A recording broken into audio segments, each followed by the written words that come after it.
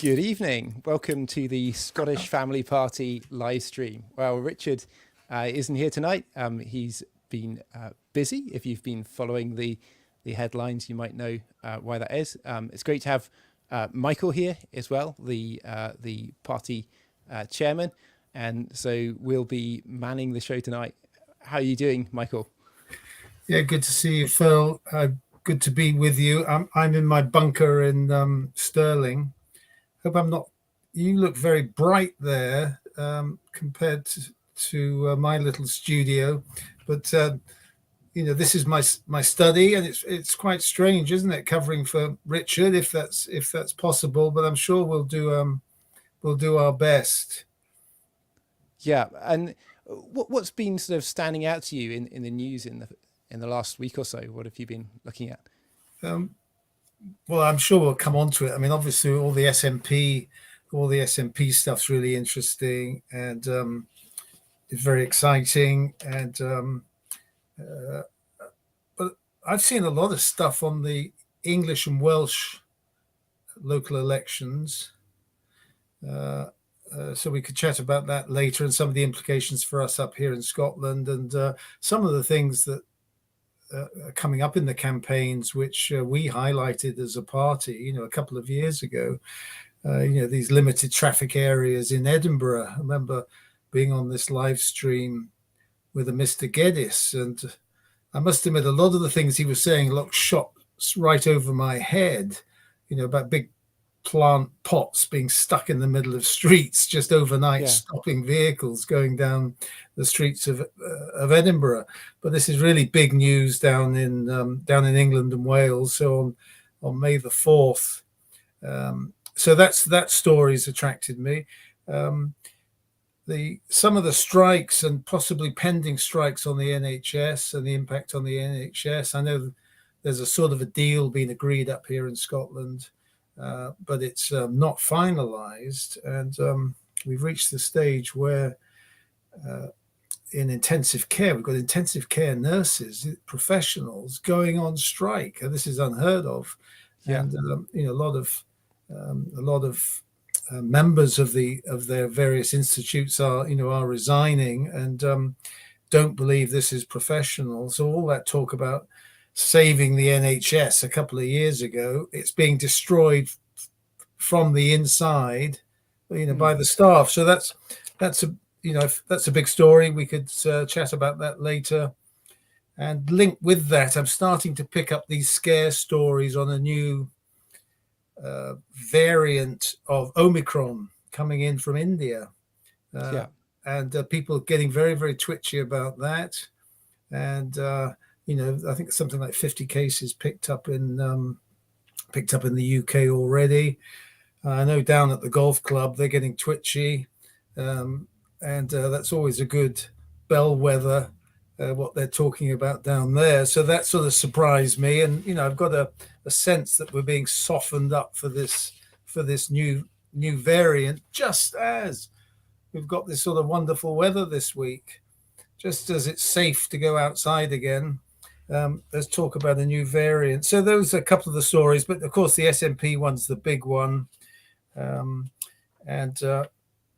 I'm still following closely the Dutch farmers. I'm really interested in that story because we're partly a Dutch household. And we're seeing some of the news, which is not covered at all on the British media. So if we've got time, we could look at that. So, but the big Scottish story, what's happening at the SNP? Yeah, and the last time I saw you, where was that? Do you remember? Yeah, we were on the sunny uplands of Denny. Yeah, and you gave a speech there as well.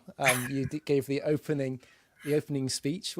It's quite interesting that we got a note from the parents in Denny, and they said we're going to be protesting about the sex education material which is being taught in Denny Primary School.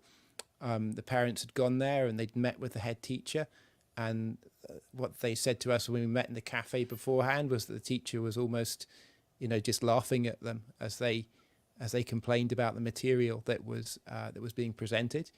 We heard that when they met with the teacher wouldn't show them the actual material, that they just played them off with some of the stuff which was tamer, but they knew from children what was actually being presented. So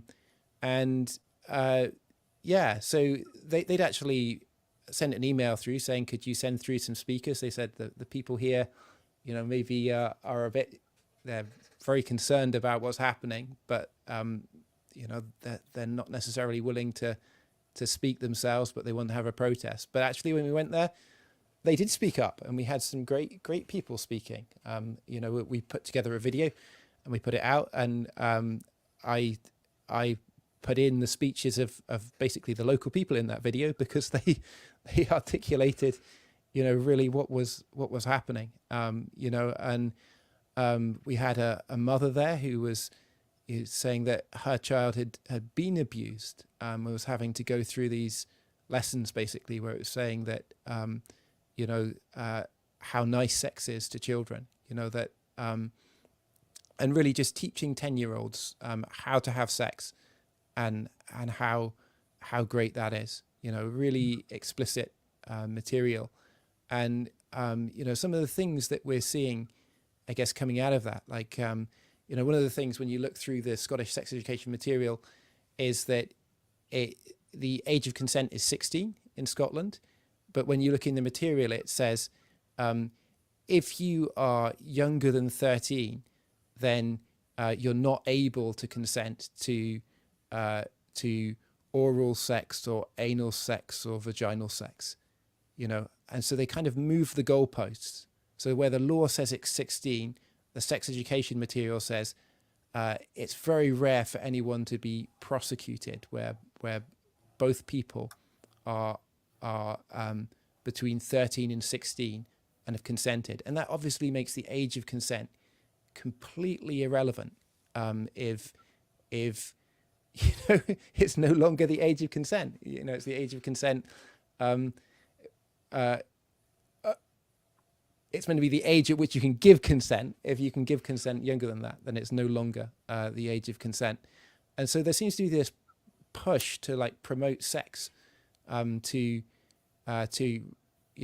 very young children, and that's concerning parents. And one of the horrific things I think we've seen in the news, it was maybe a week or two ago, we saw the man who was convicted of raping a 13-year-old, and he was able to walk free. And then I think yesterday on the BBC News, we had the rape victim speaking up, saying that she was, petrified, that she'd had anxiety, panic attacks. Her life has never been the same since that happened. And she felt relief when she saw this man being convicted and being found guilty, and then was horrified to see that he was allowed to walk free. She's afraid that he'll look her up and do something nasty to her, and there's just no justice there. That he's going to get, I think, 270 hours of community service or something like that.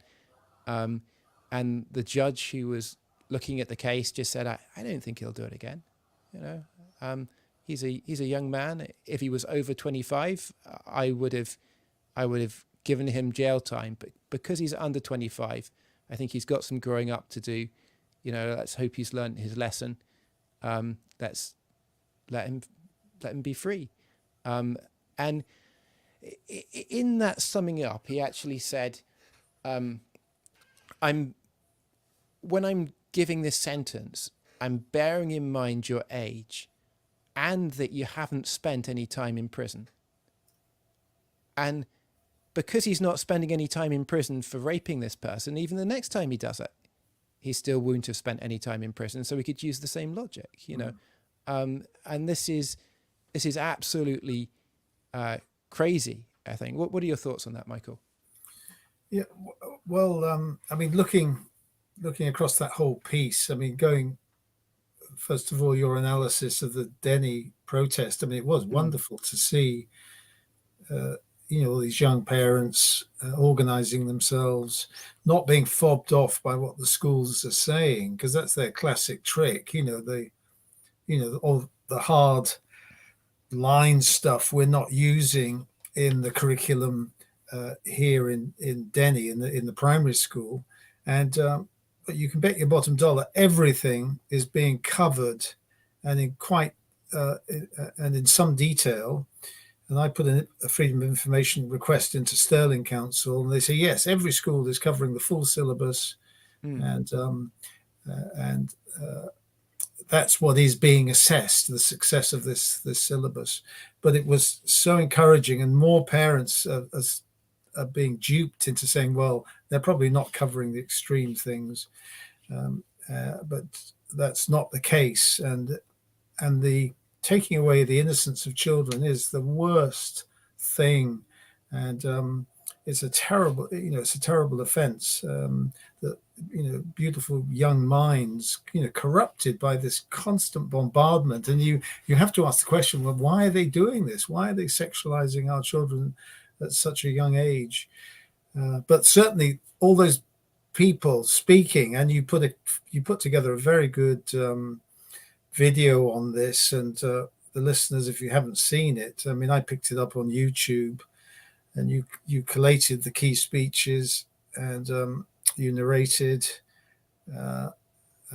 and we have to make a stand, and of all places in Denny, a bit of a sort of forgotten village, great things can be done, great things can be achieved. And they were so confident. I mean, they didn't really need us there. There were some terrific speakers, and I was certainly re-motivated within in this whole area. So what a terrible thing to be doing on such a massive, mass-produced scale, the sexualization of children in great detail, and reinforcing these points. And it can only be for undermining family life, undermining the authority of parents, giving children this sort of avenue towards this self-fulfillment, which of course we know it's there's a proper place for instruction about sexuality, and normally that should be the parents. The parents are the primary educators of their children, and they don't want someone who they don't know anything about or their background peddling all these falsehoods. So in response to your question, that was great, and of course these failed justice systems that release individuals back into the community. Highly dangerous individuals. I'm always reminded of Bastille, the storming of the Bastille, where it's always very symbolic that criminals who should be put away for a long time in revolutions, they're sort of freed and released. As it happens, I think in the Bastille, there were only in 1789, there were only 7 prisoners in there. Yeah. If I remember rightly, one was there were 4 forgers. One was a mad Irishman. I think one was a mad sort of aristocrat. But they were sort of motley crew, but it was the symbolism that justice is not done. People don't serve their sentences. Criminals are allowed out to sort of terrorize the honest law-abiding citizens. And so that that was terribly unjust, and still now not enough attention is given to the interests of the victims. It's all about justice for the for the criminal, and these sexual crimes, which I'm sure are sort of stimulated by the by what they're getting fed in schools in this so-called sex education program. And we got comments coming in. We've got Martin Butler saying, "Hi from Denny. I enjoyed my time at the protest the other week. I was there with my little dog. Thank you. It went very well." And really, like, Denny is just this very, small town, but it's one of the first places to stand up. I think when the like sex education stuff was happening in England, or some of it was going into schools, just not into every school, but there was like a no outsiders program, and it was Muslims that stood up there and protested, and that was covered on the news quite a lot. But in Scotland, that there's so far there's not been much standing up and much public protest on these things. But we think really it's something that can happen up and down. If Denny can do it, then any small town can do it. There was something happening in, I think, Portobello that happened as well. And really, this is something we can see up and down the country. Scottish Family Party is willing to support events that happen, and will come along. If you struggle to speak, we can, I think, provide speakers. We've got branches, all the way across Scotland. And so if you're thinking of having a protest, then please get in touch if you would like our help. If you don't need our help, then the more protests we see on this, the better. Just letting people know what it is that's being taught in schools, and getting the word out and showing that parents say, enough is enough, is what they were saying in Denny. And I think for Nicola Sturgeon, she was sort of incredibly good at spin. She could take something that you really disagreed with and make it sound like it was good and noble to you. Hamza Youssef doesn't have that same ability, and he's left with the same policies that Sturgeon had, and he's left having to defend all of these things. And so really we need to be raising them. One of the parents in Denny was saying, Hamza Youssef or the SNP has shot themselves in the foot by pushing forward the gender recognition reform bill, and now Hamza Youssef is about to shoot himself in the other foot, or shoot the SNP in the other foot, as he brings forward that legal challenge to the gender recognition reform bill. And I was just looking through, all the court cases that we've seen happening, where the Scottish government has been, challenging things. And so, we had the what have we got? We've got the Scottish government had to pay £512,000 in costs to Alex Salmond when they tried to accuse him of basically sexual misconduct, which seemed like it was in the background. They probably knew that he was thinking of setting up a party that's not really a rival party. It's just gaming the system, of the regional list votes, saying that they'll stand in the list and the SNP stand in the constituencies. The SNP don't get many people through on the list, and so that would have seemed like quite a good system. And really, Alex Salmond, he gave an incredible start to Nicola Sturgeon. That as soon as he lost the referendum, there was a real enthusiasm for the SNP, and I think enthusiasm for him as a leader, and he chose to step down at that point and let Nicola take over, and that you couldn't, I think, hope for a better handover. We've seen it in the UK. Lots of the leaders in Westminster clinging to power till the very last minute. They don't go until they're completely pushed. But Alex Salmond bowed out, kind of on a high for him, though he'd lost the election, lost the referendum.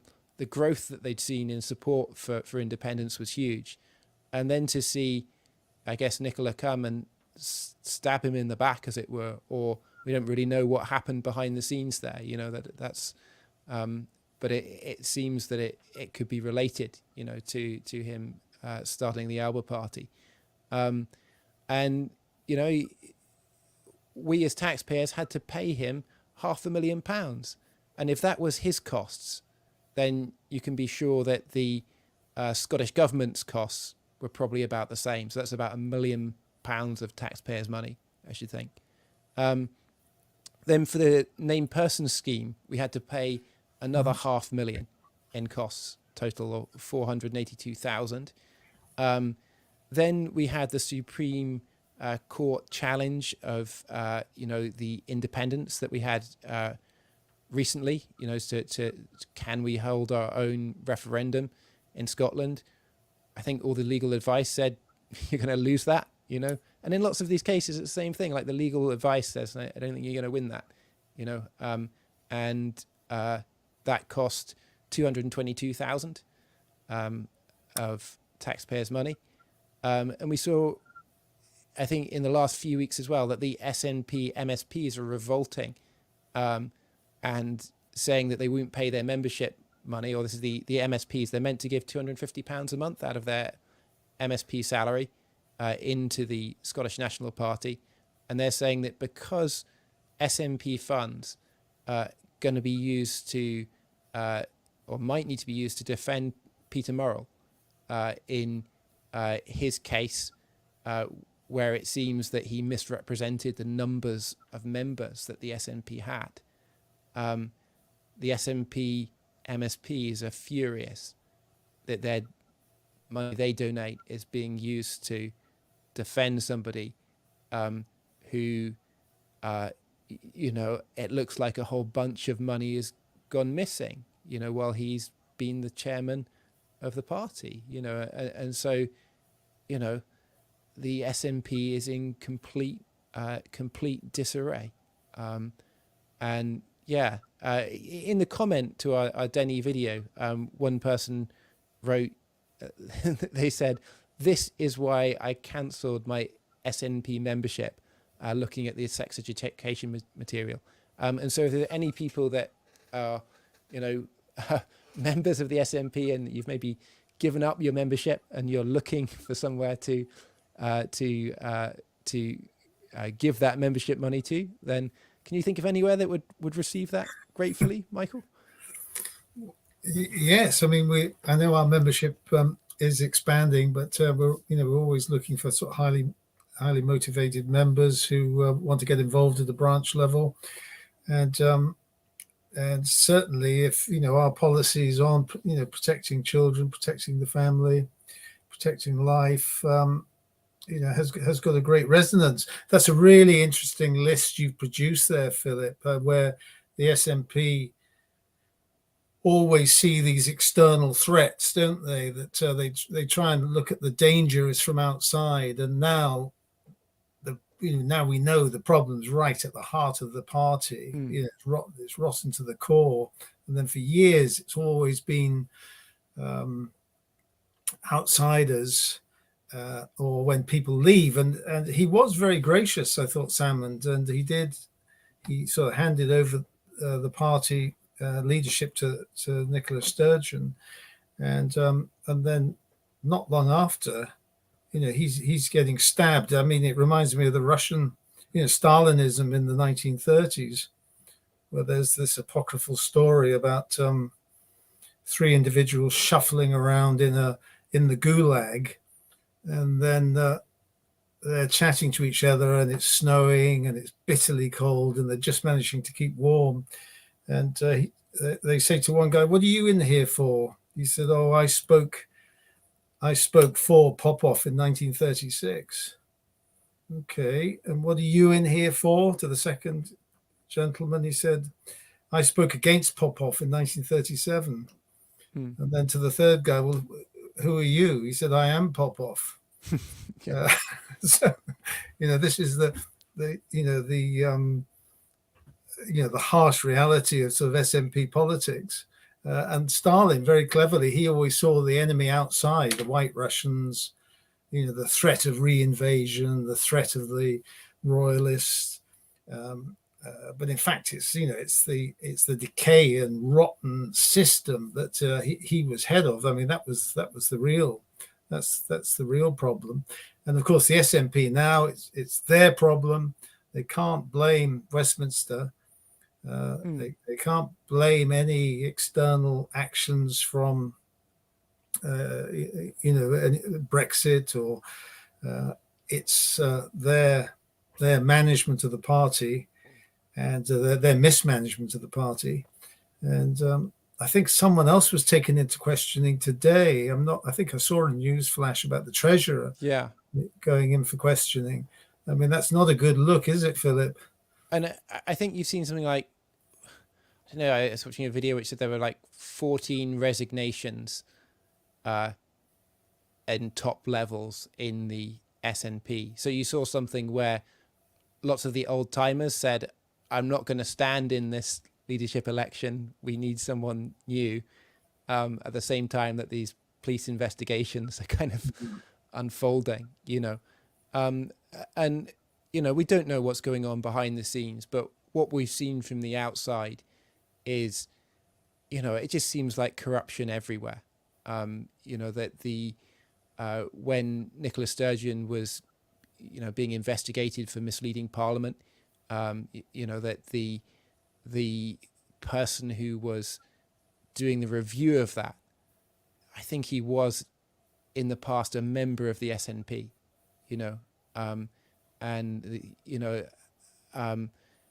and what we've seen for all these bills that we stand against is that the charities, which are the expert bodies advising the government on them, they're always the people who are receiving funds from the Scottish government, and I said this in my speech in Denny. I said, like, a charity that you have no choice about giving to is not a charity; it's an extortion racket. And so we've seen things like Rape Crisis Scotland. I think it was about £1 million that they received in the last tranche of funding. I can't remember where I saw that. I have to look up the exact figure. But they were standing in favour of the GRR bill, so they were actually there supporting it. And then we saw, Isla Bryson, as a double rapist going into a female prison, and being placed in a female prison there, and so it's obvious even with the current rules, there's a massive loophole there which puts women at risk, and Rape Crisis has spoken up on this latest case, of the 13-year-old that was raped and the person has walked free. But it seems that these organizations are deeply compromised if they're receiving government money in this way, because it will affect who can be at the tops of these organizations. They don't want to jeopardize this massive funding or be out of step, with the government's line on things, and jeopardize what money comes in.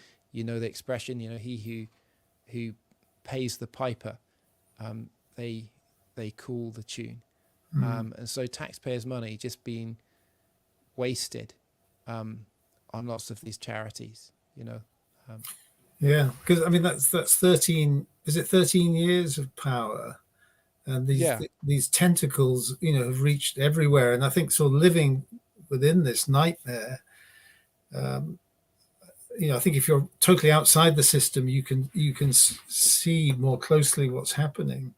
And yes, and through these charities and through appointees to these quangos on enormous salaries, coming out of from the government, and they've got this these gifts that they can offer, and you soon, and obviously their whole system of governance was deeply flawed, and they didn't have the checks and balances, and they got to, I think they reached the stage where they totally believed in this progressive agenda. And poor Yusuf, he's swallowed it hook, line and sinker. And I mean, he'll be distancing himself pretty quickly now and saying, "Look, I'm not made in the image of Nicola. There is a separate individual here with separate policies, but at the moment he's riding on what he thought was going to be this wave, but this absolute power, absolutely corrupts, and perhaps Salmond was the last of them who, had this sort of level of human decency, a tough guy to deal with, tough character, but fairly, but fair and reasonably honest, for a politician. So they're reaping what they've sown, and this is going to run and run, and of course it's bad. This is bad for Scotland. I mean, we want the great enterprise of the Scots, the great Scottish economy, our ability to export our great products, and we've got a government that seems intent on destroying enterprise, suppressing innovation, and everything they touch, like the ferries, like the bridges, the motorways, this top-down management of the economy is, these tentacles are destroying everything. And then this sort of political fear, there is things have changed up here over the last, since the referendum. It is more fearful. You have to be sort of circumspect about what you say. There's this progressive agenda that's sweeping right through everything, and then the Denny situation. This is totally normal to sexualize and prepare your children for underage sex. This is all part of government policy, and under this banner of safety and preparedness and acting with due care, looking after these children. We're going to make you secure by feeding you contraception and abortion eventually, and you can have as many partners as you want and many sort of sexual practices.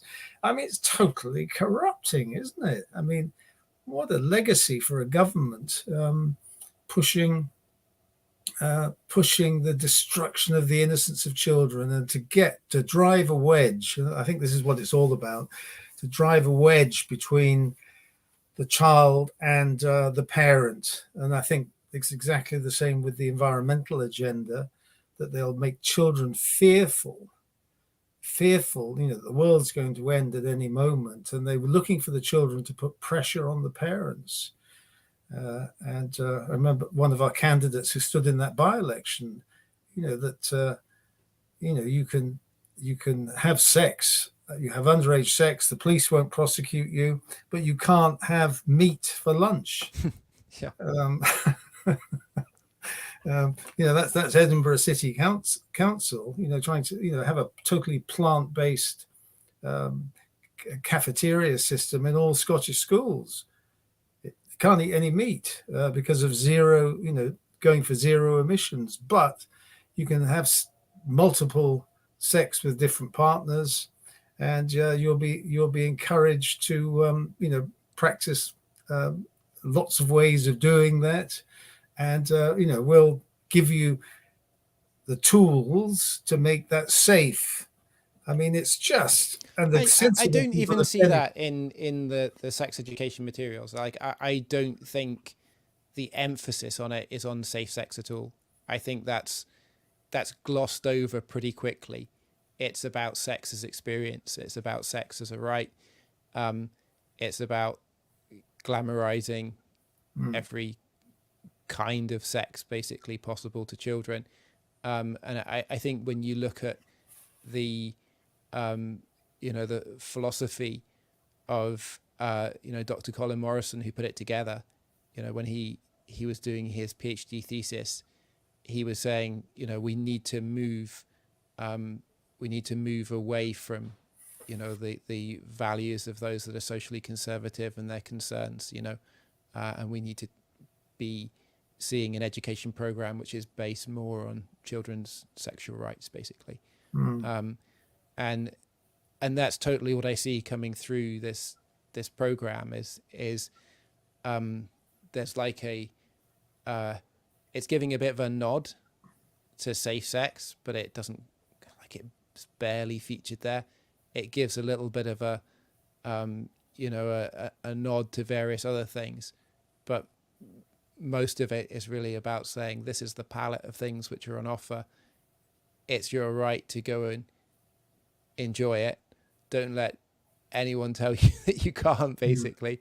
Like in my daughter's school, they're playing the videos from rshp.scot, kind of my body, was it Power of My Own Body, I think, or something like that, which is obviously, you can see it's like a gentle introduction to my body, my choice, and also the right to have sex with anyone, and it feels to me like the children are being almost asked to demand their sexual rights, and so children will be saying, well, hang on, aren't all people equal? And since children have sexuality, which is what the material teaches, why shouldn't we be allowed to have sex with whoever we choose? And so it feels to me like they're almost being groomed to make the argument, why is it that we can only have sex with people who are, between 13 and 16? What if I happen to like people who are older? Why should I be denied that? Why should I be denied sex with a teacher? Why should I, and you'll see like the SNP saying that 16-year-olds can, become MSPs and things like that, like 25-year-olds are too young to control their bodies. They're too young to be accountable for rape. But 16-year-olds are old enough to be making our laws. And so there's this desperate contradiction there, I think, and yeah, it's a tragedy to see. And like another thing in the news, obviously, is Richard. Like, if you've seen our leader, Richard Lucas, party leader, that he founded the Scottish Family Party, and this is what it says in the Herald, or no, the Edinburgh Evening News. It says, I left, this is a private school, 5 years ago with a settlement agreement. They had been threatening to fire me because they didn't like the things I said outside of school. So he wasn't even standing up in school. He kept his views to himself kind of in school. I said, go ahead and fire me. But I think they knew they wouldn't get away with it. So eventually I proposed a settlement agreement. And so there you see it, like you see the pressure which is on there from teachers that might even begin to stand up. Like Richard doesn't really, isn't one to back down when he's being threatened. But you can see, like in any school, and this is a private school, the same in the state schools, anyone who stands up, their job is under threat. What a terrible situation to be in. And I think parents, teachers, you have to stand up. You have to say enough's enough. You have to say, it doesn't matter, what happens, come what may. I'm going to speak out on this. I'm going to say enough's enough. I'm not going through with it. It's wrong. It's just wrong to do these things. Yeah. I mean, I think the natural decency of most people, and especially teachers, they're in this sort of trusting role, that they have been desensitized through the sort of training they put them through to deliver this curriculum. And those that don't conform are driven out. Yeah, That's the, yeah. like I have a friend who went to Murray House. She was a Christian, and it was her dream to be a primary school teacher. And she looked at the material and she said, I know if I went into this job, I would be chucked out, and I can't deliver this material. I can't, with a good conscience, deliver this material. And she decided to become a dance instructor instead. That she saw that there's a lot of sexualized dance coming in for kids and things like that. And she said, I'm just going to run a dance school, which is, clean, healthy dance, basically. But her dream was to be a primary school teacher. And she worked so hard to get into Murray House, like best, I guess, teacher training college in Scotland in terms of the academic requirements, needed. And to see dreams shattered that way is horrible. But to know that this system is actively filtering out people that care about children and have a concern for children is just really disturbing and heartbreaking to see. And who would have believed that we're getting transvestites who are coming into libraries, into schools, the primary school level. And it links back to what you were saying earlier, that about having sex with not just with other young people or teenagers, but this minor attracted persons thing. Where they're the whole paedophilia campaign started really in Scotland. They worked out of an address in central Edinburgh. And the PIE, Paedophile Information Exchange, and that's still, Edinburgh is the sort of the mega city for this, and minor attracted persons, that if you have this sort of deviation, why can't you have an attraction to minors? Why can't we sort of do our own thing?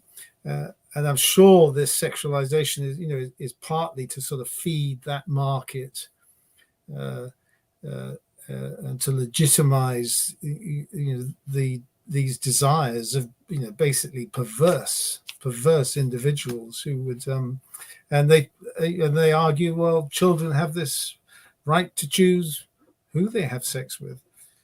But I don't want to be sort of ranting away, and I would say that everybody should read that wonderful book that Richard's put together with all the latest sort of research on this curriculum. It's on the website, and I'm sure you've got a copy there. And we sort of printed off thousands of these. I mean, every concerned parent should have a copy of this. Yeah, you'll have to look on the website and you can download a copy of it from there. Yeah, and going back to the charities, kind of stuff, that and all the money spent on the court cases, and the problems we're seeing with the NHS as well.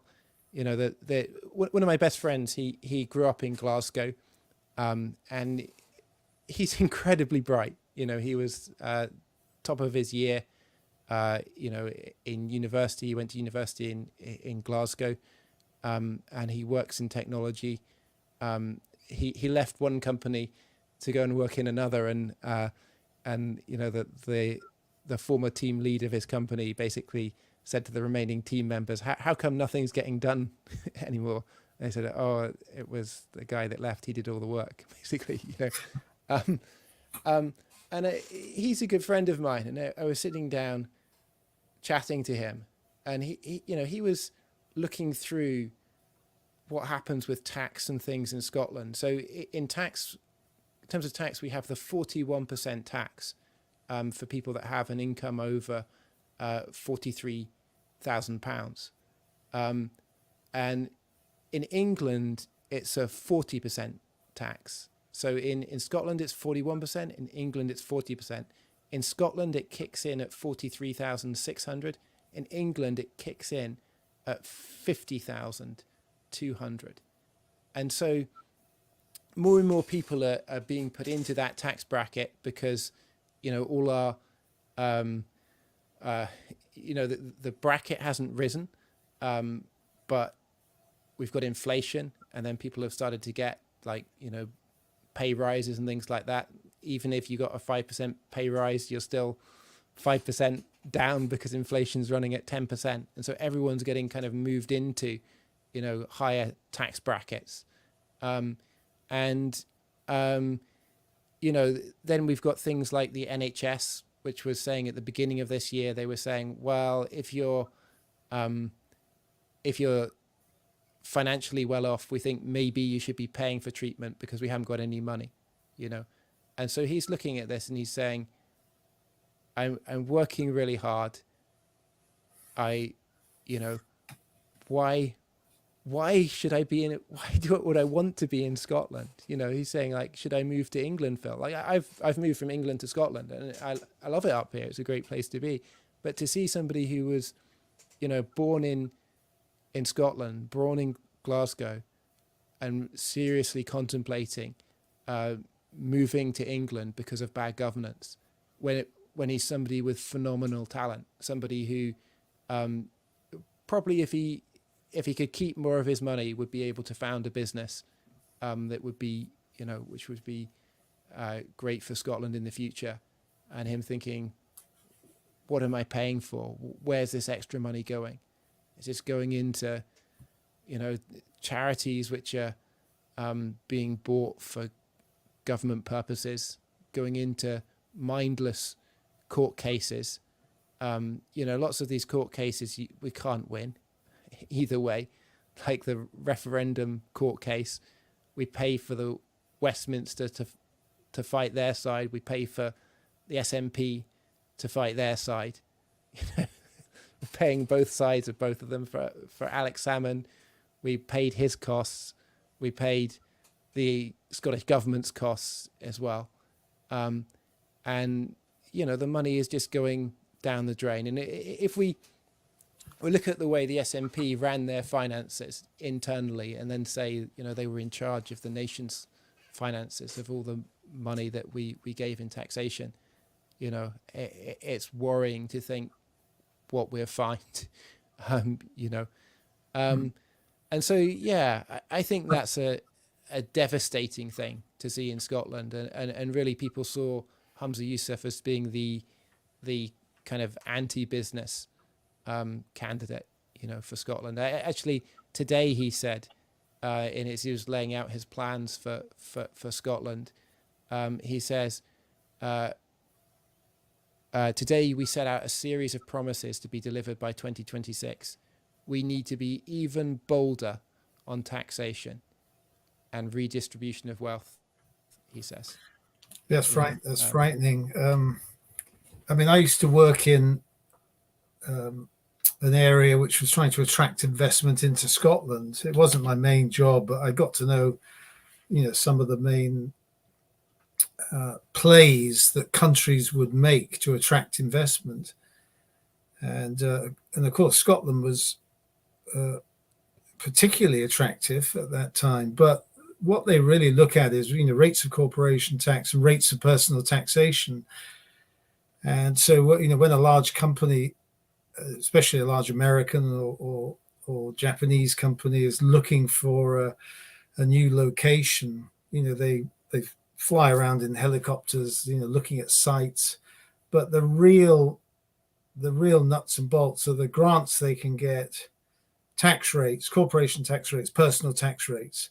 So your friend, who it could be 1% difference, and some people would argue, if they're going to leave Scotland just for 1%, that's not the point. You get a whole cohort of bright, entrepreneurial, techie type guys and women who, as a group, the likelihood of them to shift, because of just 1% is very, very high.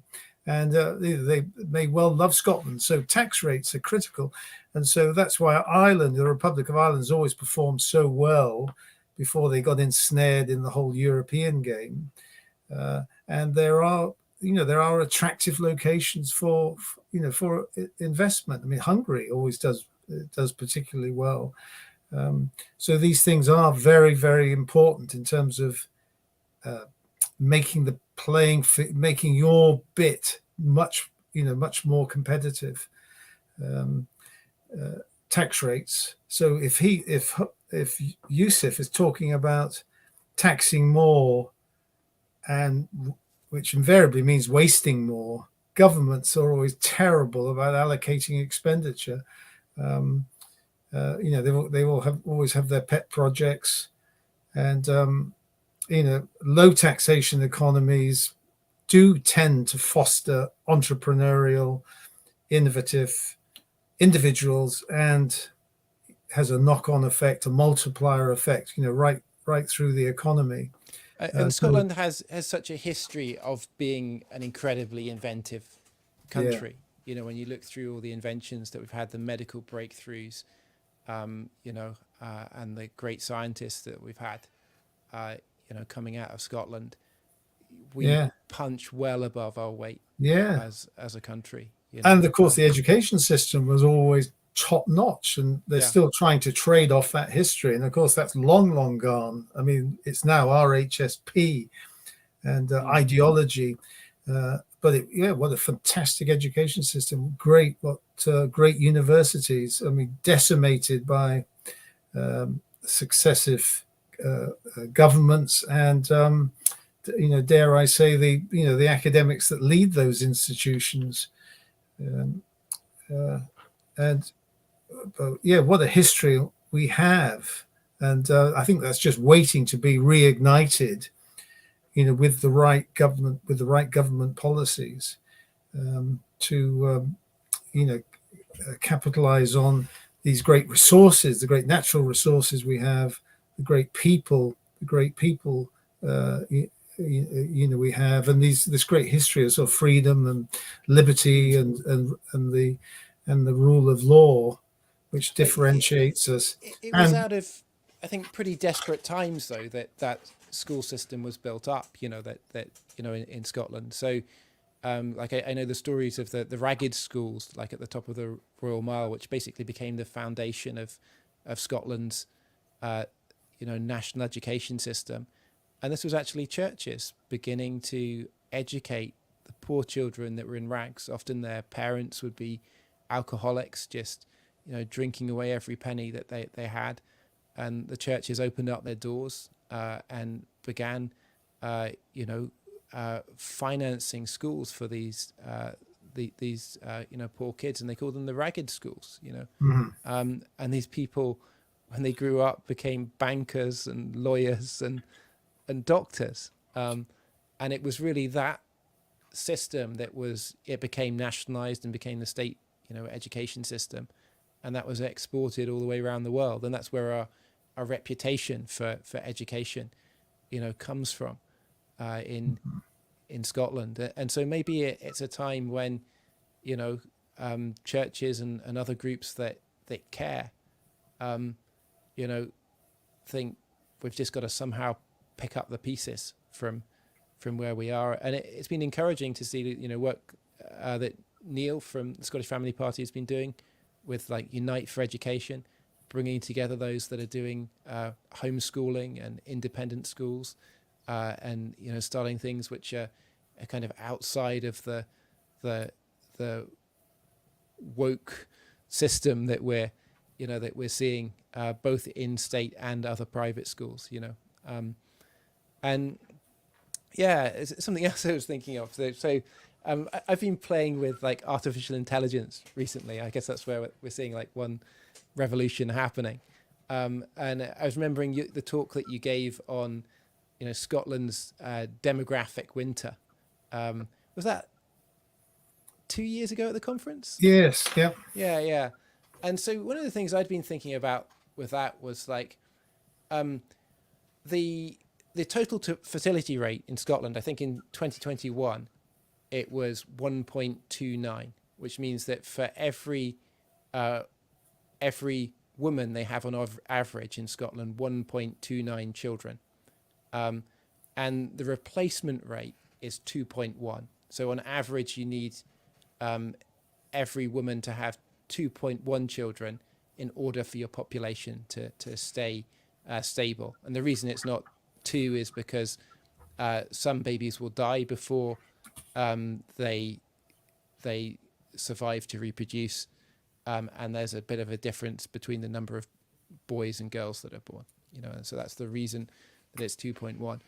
And so I tried typing into this AI, like, what would the population of Scotland be if we had this total fertility rate of 1.29 back in 1707, which was when the Act of Union happened. And there were about 1 million people in Scotland at that time. And so I did a calculation where I said, let the size of each, the length of a generation be 30 years. So on average, I was saying, like, a woman will have a baby when she's 30 years old. That was just the number that I picked. What would the population of Scotland be in today if there'd been no immigration and we had that total fertility rate back then? What do you think the answer was? I'm sure it'd be catastrophic. It was about 8,000 people. Oh. Even Denny would be too big to fit the whole of Scotland's population in there. Absolutely, if the SNP's policies had been applied back then, it would have destroyed Scotland. Yeah, it would have just destroyed any kind of values that we have in Scotland that we call, like, kind of Scotland's values. And the only thing that's keeping the numbers up in Scotland is immigration. As a Scottish Family Party, we're not against all immigration or anything like that. It doesn't feature hugely in our manifesto. Many people that come to Scotland actually they have more socially conservative values than what's being taught in Scotland, but basically the SNP's stall that they're laying out is come to Scotland not to enjoy Scotland's values, but to have the SNP's values. In the Parliament today, as Humza Yousaf laid out his stall for what he's going to do next, the Conservatives, came in and they said, look at the corruption and the police investigation into the SNP and its leadership. And Humza Yousaf retorted back and said, well, 3 of your prime ministers have police investigations, like, ongoing into what they've done. And so really, like, for me, the difference is not between Westminster and Holyrood. That we see corruption in both those places. There's like a moral failure there. And for me, in terms of independence, that I would like to live in a place that is governed well. Whether it's a city, a town, a country, or whatever, I would like to see good governance, where I am. And I think that's what makes the difference.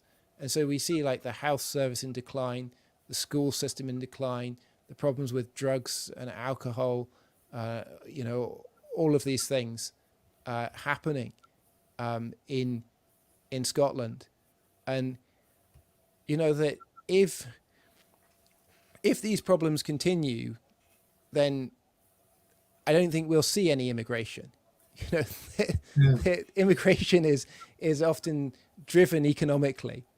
If Humza Yousaf continues to destroy Scotland's economy, then any complaints people have about immigration will sort themselves out, because no one in their right mind would want to come. That's a great analysis, Phil. And of course, that's the big elephant in the room, isn't it? The decline in the fertility rate. And That's the driver of economic growth. It's the demographics. Everything's the demographics and this big competition for people. And basically, we have I think I said at the conference, we've got a death wish. Our culture, it's a culture of death. We don't want to exist anymore. I mean, obviously, we don't produce for a future.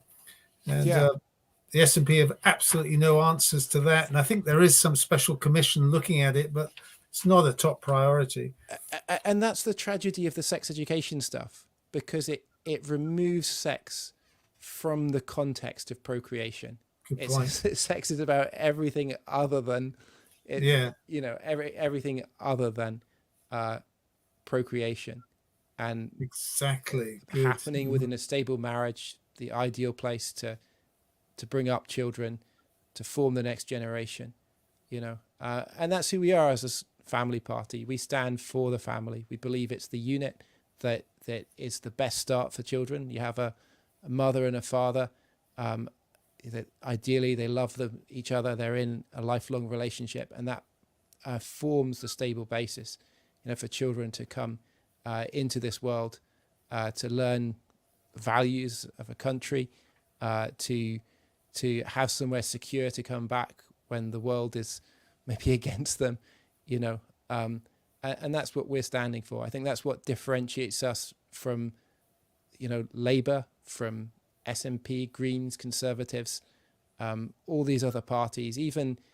things like Reform as well, where they maybe have an anti-woke, agenda that they have. They might have some things that they agree with us on, but there's nobody which is standing for the family, like we're standing for the family. Mm-hmm. Yeah, very well put, Phil. Excellent. That's why you all in this leadership position. I mean, you make that point very, very strongly. And,